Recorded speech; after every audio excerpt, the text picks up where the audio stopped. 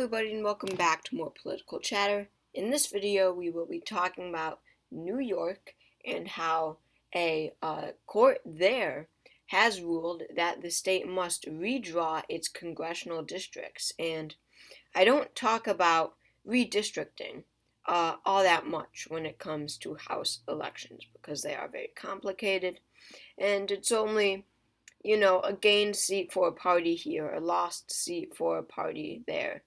Um, and, uh, but this is not like every other. This is very significant, in my opinion. It is more than significant. This is major, major stuff.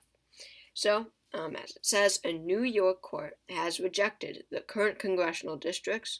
Sorry, whoops, wrong headline, don't look at that, my fault. I should probably honestly restart that video, but I won't because I don't feel like it. Sorry about that. This is the headline we want, and that's from 2022, and we'll get to that in a second. But a court has ordered new congressional maps in the state of New York. They are now siding with the Democratic Party here.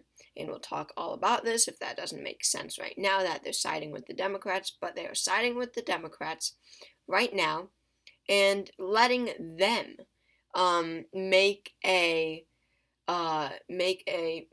they probably want a more fair map, but it's definitely going to favor the Democrats, comparing the current map to what they're going to come up with, because they can do some crazy gerrymanders, okay? They are, Kathy Hochul, the governor, she's capable of that. I mean, this will be a Hochulmander, don't get me wrong.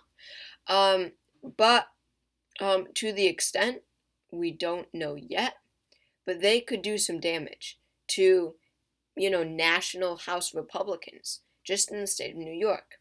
I mean, as we know, in 2022, New York possibly cost Democrats the entire House of Representatives. I mean, if it wasn't for this 2022 ruling, when the courts sided with the Republicans and created an independent redistricting commission to make maps for New York, when they said no, Democrats cannot because they said it was a gerrymander.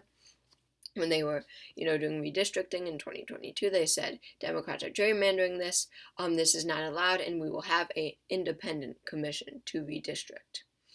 Well, that really cost them because Republicans gained so many. I mean, they gained like 3 seats, but Democrats lost a few.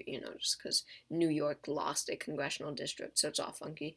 But a lot of people blame this ruling on Democrats losing the entire House, because if that ruling had never existed, then they probably would have won Mike Lawler's seat. They probably would have won Mark Molinaro's seat. They probably would have won the Santos seat, the Despacito seat, and I mean, who's even up here? I don't even know. I forget.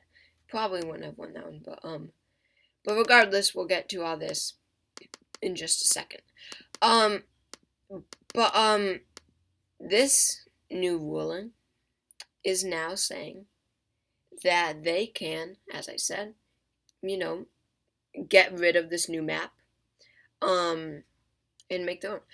So across the country, not a whole ton of states are going to redistrict their congressional districts. I mean, that's supposed to be something that is done every 10 years. It's a huge process. It's very exciting to see, where there's gerrymanders, where, like this, this was exciting because there was a major gerrymander and it was struck down by the courts. And now in 2023, I believe the only states that are allowed to redistrict are the ones that are deemed gerrymandered and unconstitutional by the courts. So, of course, New York is one of these states. And as I said, This is huge because with such a close House of Representatives in 2024, this really could tilt it back and forth. And I mean, just looking at how close Republicans won these flipped districts in 2022, like you can see the dark red, those are the districts that they flipped. And I mean, they were so close. Going to, and I guess I can't, but just going to, I don't know, let's see if we could find Mike Lawler's district. He flipped this seat over incumbent Sean Patrick Maloney. And I mean, it was just such a close race, and that's what the case was nationwide. It was just, or not nationwide, statewide. Here it is. It was 48.7 for Sean Patrick Maloney and 49.3 for Mike Lawler. It was a 0.6% difference. So if we're looking at the 2024 map and Democrats now have control, all they need to do is make this seat like a percent more Democrat. And I mean, that's not even a gerrymander either, that's not something that would get struck down by the courts. That is a completely fair map. I mean, absolutely. So it would be so easy to, you could say, gerrymander out Mike Lawler. I mean, it's so easy, and boom, that district is flipped. They have a flipped district nationwide. They could, this one's obviously more Republican than others, but the Santos, or even Anthony D'Esposito's district, he only won by like 3%. They could so easily gerrymander him out. Whoops, not the map I want. George Santos's district, he won by like 8. The district's near New York City, even though it's 8%, they could still easily do this. With New York, with a Democratic hub right there. And then going to Molinaro's district, I don't even know the number, but it should be down here. Pat Ryan, they could make even more Democratic, Pat Ryan's district, so he's safe in. And then, Mark Molinaro, he won by only 0.5%. I mean, that 0.5% is literally adding a few heavily Democratic precincts, and it's favored Democrat. I mean, obviously, they're going to have to make it more Democratic so that the Democrats aren't in risk of losing. But that's just insane. I mean, how close it is, and how easily, with Democrats in control now, not even an independent commission, with the Democrats in control of this map, that is a flipped blue district. And then, let's see. I now am curious who even is. Oh, it's Brandon Williams in the 22nd district, a race that's not talked about at all for some reason. He won by 1 percentage point. Again, look at, I don't know. They could do something. They could easily flip that. And just like that, you went from a 15 to 11